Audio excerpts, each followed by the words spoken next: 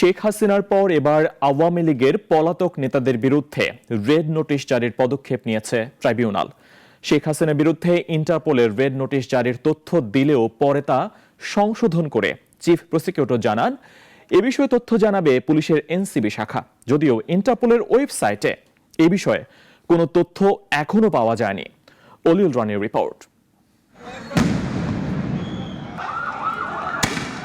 জুলাই আগস্টের গণহত্যা মামলায় গত 17 নভেম্বর শেখ হাসিনার বিরুদ্ধে গ্রেপ্তারি পরোয়ানা জারি করে আন্তর্জাতিক অপরাধ ট্রাইব্যুনাল।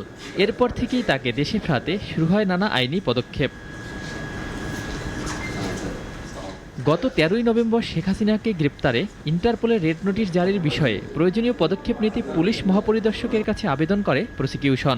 আইজিপির দপ্তর থেকে যোগাযোগ করা হয় ইন্টারপোলের সঙ্গে। রোববার চিফ প্রসিকিউটর জানান শেখ হাসিনার বিরুদ্ধে ইন্টারপোলে রেড নোটিশ জারি হয়েছে। তবে আনুষ্ঠানিক ব্রিফিংয়ে এ বিষয়টি এড়িয়ে যান তিনি। বলেন রেড নোটিশ জারি হয়েছে কিনা সে বিষয়ে জানাবে পুলিশ মহাপরিদর্শকের কার্যালয়। তাদের স্বীকৃত ফর্ম সেটা ফিল আপ করে একটা ফরওয়ার্ডিং লেটার সহ আমরা এনসিবিকে অর্থাৎ বাংলাদেশ পুলিশের যে central bureau national central bureau যেটা আছে সেটার কাছে আমরা পাঠিয়েছি। বাকি ফর্মালিটিসটা করার দায়িত্ব আমাদের এনসিবির। সুতরাং এই ইন্টারপোলের রেড নোটিশটা ইন্টারপোল কর্তৃক জারি হয়েছে কিনা সেই বিষয়টা বলার দায়িত্ব হচ্ছে আমাদের এনসিবির এবং আমাদের বাস্তবিক অর্থে ইন্সপেক্টর জেনারেল অফ পুলিশের অফিসার।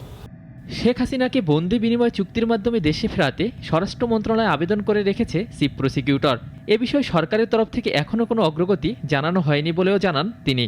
যে ভারতের সাথে বহিঃসমর্পণ চুক্তি যেটা আছে অপরাধীর বহিঃসমর্পণ চুক্তি, সেই চুক্তির আলোকে ব্যবস্থা গ্রহণের সিদ্ধান্তটা সরকারকে নিতে হয়। সুতরাং সরকারের কাছে আমরা তথ্যাদি প্রেরণ করেছি। সরকার আনুষ্ঠানিকভাবে ভারতের কাছে কখন কিভাবে চাইবেন বা ইতিমধ্যে চেয়েছেন কিনা সেটা সরকার বলতে পারবেন, এটা আমাদের জানা নেই এখন পর্যন্ত। শুধু শেখ হাসিনা নয়, দেশের বাইরে পালিয়ে যাওয়া আওয়ামী লীগ নেতাদের ফিরিয়ে আনতে রেড নোটিশ জারির পদক্ষেপ নিয়েছে ট্রাইব্যুনাল বলেও জানান প্রসিকিউশন। অলিউল রনি, নাগরিক, ঢাকা।